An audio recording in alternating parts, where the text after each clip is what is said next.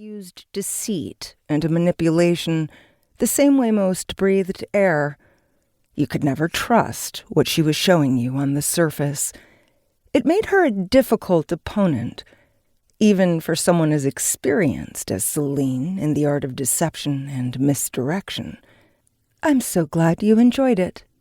Yukina paused. "If you were to return home, you would find many other things to your liking." Celine hid her smile behind her cup. No wonder Kira had so much trouble with this one.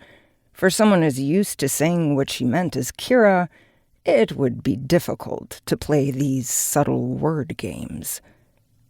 Not that Celine thought Kira incapable of it. Celine didn't think there was anything Kira couldn't do. But such methods would annoy her youngest sister, and an irritated Kira was rather dangerous. No, Kira preferred to beat and batter the situation until it took the shape she wanted. She lacked patience. It was her defining weakness, and sometimes her greatest strength. Celine was different. Patience was where she lived. Sometimes for too long. She would rather the moment pass than risk herself.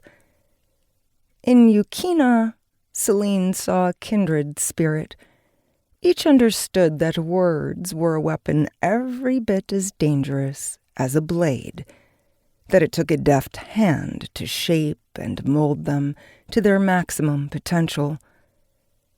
Perhaps had circumstances been different, had Celine not been kidnapped from the Tuon as a child and grown up in hell, they might have enjoyed matching wits in this fashion. They could have been, maybe not friends, but acquaintances who regularly challenged each other to a battle of wits. Celine thought she might have enjoyed that. As she was thinking, her gaze drifted to the man standing behind Yukina. The armor he wore was distinctive of a Tuon Oshota, an elite warrior class responsible for the protection of their chosen one, the person they called a sword. Known as synth armor, it was far more advanced than anything humans had created. Harder than any metal or alloy, it could stop all but the most extreme ballistic weapons. However, it wasn't without its drawbacks, proving weak to end blades and a few other types of weapons. This version was a matte black, darker than the void of space outside this ship. He was tall, towering over Yukina with broad shoulders and a wide chest that pointed to a life devoted to training.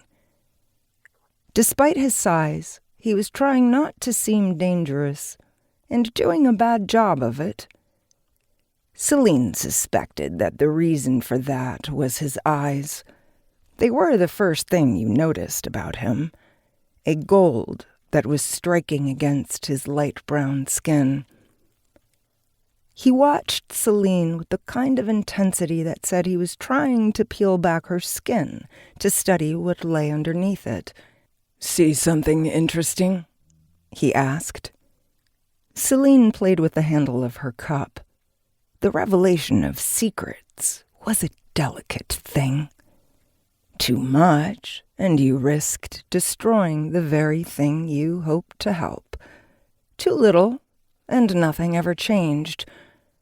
Celine needed change. They all did. Very well. A hint, then. "I knew a boy with eyes like yours once." Celine pretended not to notice the subtle tension that entered the man's stance, or the way everything about him sharpened.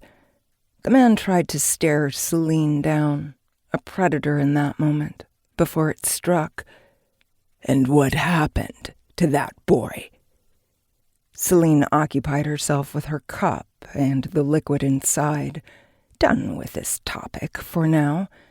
Some stones should be left unturned.